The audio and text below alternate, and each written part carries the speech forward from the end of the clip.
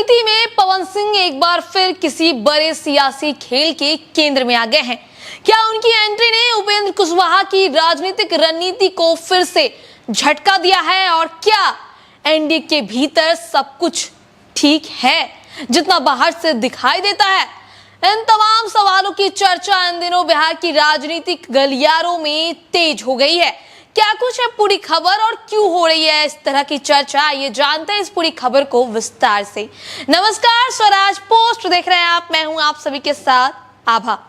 देखिए, भोजपुरी सिनेमा के power star Pawan Singh एक बार फिर बिहार की राजनीति के चर्चा के केंद्र में आ गए हैं।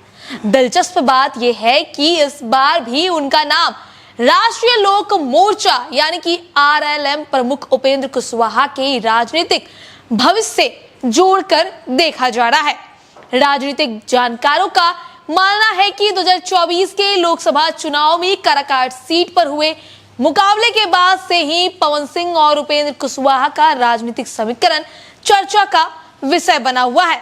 अब बिहार विधान परिषद चुनाव को लेकर नए सियासी संकेत सामने आ चुके थे। जिस तरीके से देखा गया कि आरएलएम को टिकट ना मिलके पवन सिंह को जो है ऊपर रखा गया। देखिए, उपेंद्र कुशवाहा के बेटे दीपक प्रकाश को बिहार विधान परिषद की खाली सीटों में से किसी एक सीट पर उम्मीदवार बनाया जा सकता था, ऐसा कहा जा रहा था। लेकिन एनडीए के भीतर हुए अंतिम फैसलों में भाजपा ने कथित तौर पर पवन सिंह को अधिक महत्व दिया, जिसके बाद राजनीतिक चर्चाओं का दौर तेज हो गया। राजनीतिक गलियारों में यह भी चर्चा है कि कुछ समय पहले भाजपा यानी कि भारतीय जनता पार्टी और उपेंद्र कुशवाहा के बीच पार्टी के विलय को लेकर बातचीत भी हुई थी। शुरुआती दौर में दोनों पक्षों के बीच सहमति बनने की खबरें सामने आई थी, लेकिन बाद में मामला आगे नहीं बढ़ पाया। इसके बाद से एनडीए में आरएलएम की भूमिका और राजनीतिक प्रभाव को लेकर लगातार सवाल उठते रहे।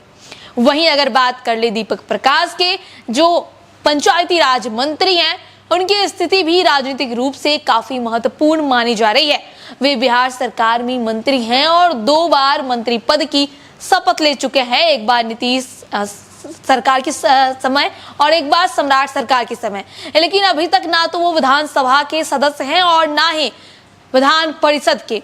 संवैधानिक नियमों के अनुसार निर्धारित समय सीमा के भीतर उन्हें किसी एक सदन का सदस्य बनना होगा, अन्यथा उनके मंत्री पद पर जो है संकट खड़ा हो सकता है। वहीं राजनीतिक जानकारों का कहना है कि उपेंद्र कुशवाहा इस समय बेहद नाजुक राजनीतिक मोड़ पर खड़े दिखाई दे रहे हैं। एक तरफ एनडीए में बने रहने की मजबूरी है, तो वहीं दूसरी तरफ अपनी राजनीतिक अस्तित्व और प्रभाव को बनाए रखने की चुनौती भी है। इसी बीच भाजपा में सम्राट चौधरी को कुशवाहा समाज का एक बड़ा चेहरा बनाकर आगे बढ़ने की रणनीति भी चर्चा में है। ऐसे में सबसे बड़ा सवाल यही है कि क्या पवन सिंह, जो भोजपुरी के पावर स्टार कहे जाते हैं, उनकी बढ़ती राजनीतिक अहमियत भविष्य में बिहार की राजनीति के नए समीकरण तय करेगी, या फिर उपेंद्र कुशवाहा कोई नया सियासी दांव चलकर खेल को पलट सकते हैं? आने वाले दिनों में सबकी नजरें उपेंद्र कुशवाहा पर है कि अब उपेंद्र कुशवाहा का अगला कदम क्या होता है। सबकी नजरें हैं, सबका जो सब चाहते हैं कि वो अगला कदम क्या ले, वो सब देखना चाहते हैं। जो भी है, आपकी राय हमारे कमेंट बॉक्स में जरूर दें। बाकी खबरों के लिए बने रहे स्वराज पोस्ट के साथ। धन्यवाद। गोल, जहां 28 वर्षों के सफर में 18,000 से भी अधिक छात्रों ने डॉक्टर एवं इंजीनियर बनकर सफलता की ऊंची उड़ान भरे है, जहां साधारण छात्र भी बिहार एवं झारखंड टॉपर बनकर बड़ा इतिहास बना रहे हैं।